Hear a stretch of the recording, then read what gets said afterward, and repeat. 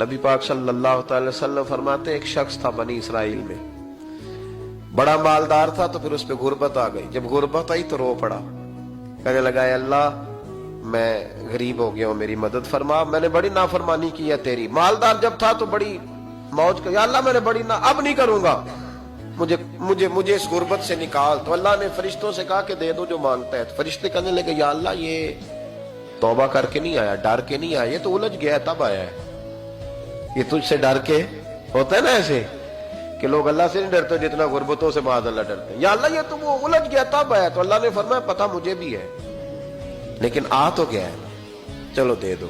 تو کہا یا اللہ اگر دے دیا تو دوبارہ نہیں آئے گا۔ فرمایا اس کا بھی مجھے پتا ہے، تم دے دو۔ اسے دے دیا۔ جب دولت مل گئی نا تو کہنے لگا اوہو وہ تو میں نے اس طریقہ سے ہی استعمال کیا اس لیے کامیاب ہو گیا۔